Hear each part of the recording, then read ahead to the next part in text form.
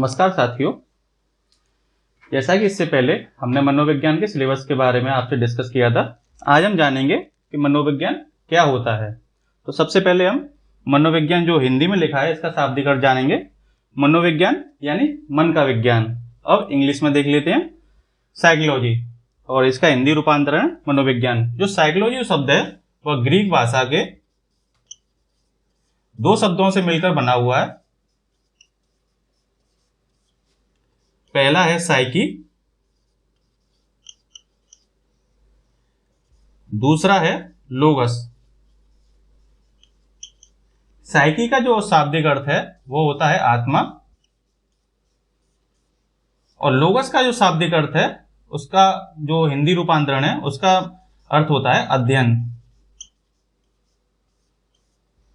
तो हम कह सकते हैं साइकोलॉजी का जो शाब्दिक अर्थ हो गया वह हो गया आत्मा का अध्ययन।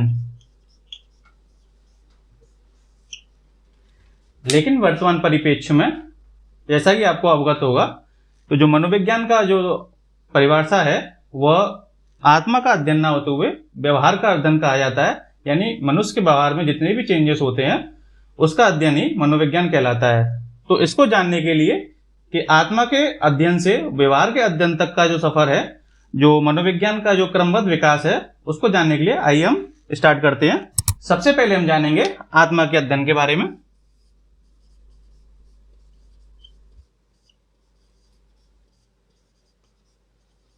यानी साइंस ऑफ सोल।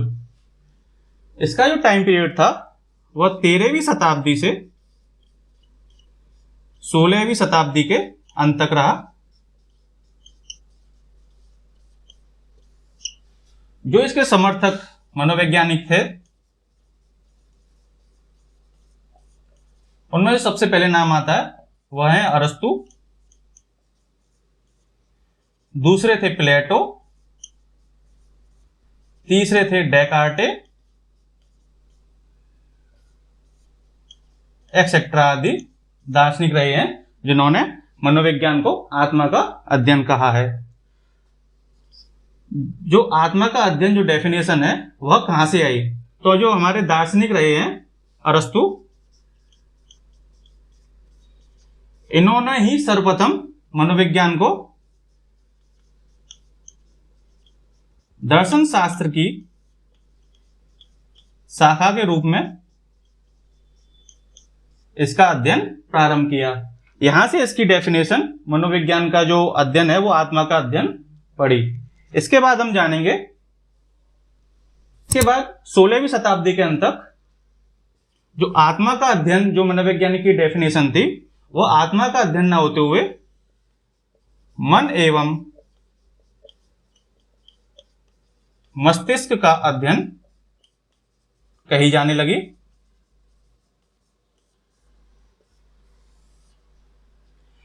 इसका जो टाइम पीरियड था वह 16वीं शताब्दी के लास्ट से 17वीं शताब्दी के प्रारंभ तक चला।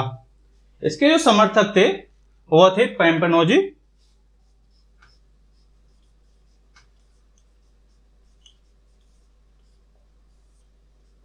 दूसरे थे थॉमस रीड,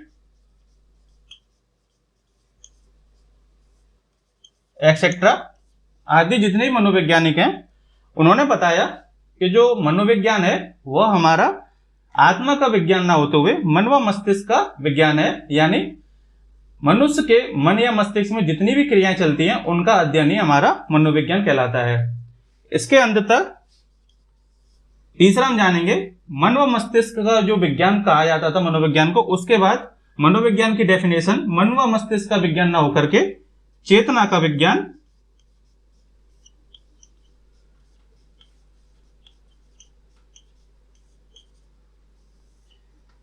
चेतना का विज्ञान कही जाने लगी। इसका जो टाइम पीरियड था वह 17वीं शताब्दी के लास्ट से 18वीं शताब्दी के अंत तक रहा।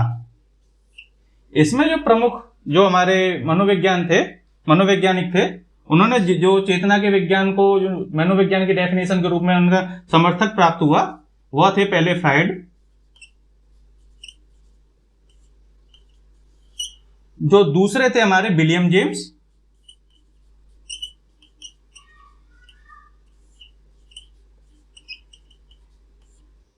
इसके तथा अन्य भी दार्शनिक रहे हैं जिन्होंने मन व मस्तिष्क का जो मनोविज्ञान था, जो डेफिनेशन के रूप में मन व मस्तिष्क का अध्ययन बताया था, उसको ना बताते हुए उन्होंने बताया जो मनोविज्ञान है वह चेतना का विज्ञान है।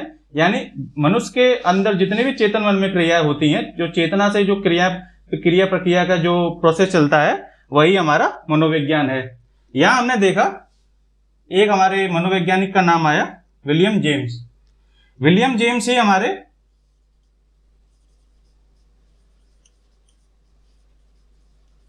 आधुनिक मनोविज्ञान के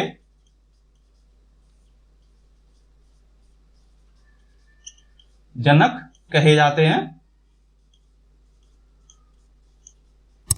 चेतना के विज्ञान के बाद चौथा पॉइंट हम देखेंगे, जो मनोविज्ञान है उसकी डेफिनेशन व्यवहार का विज्ञान कही जाने लगी। इसका जो टाइम पीरियड था वह था 19वीं शताब्दी के अंत से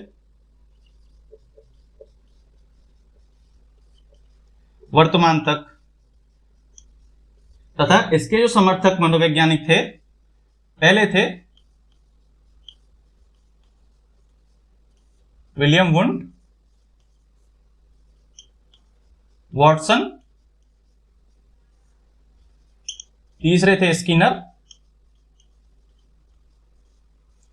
चौथे थे मैकडुअल।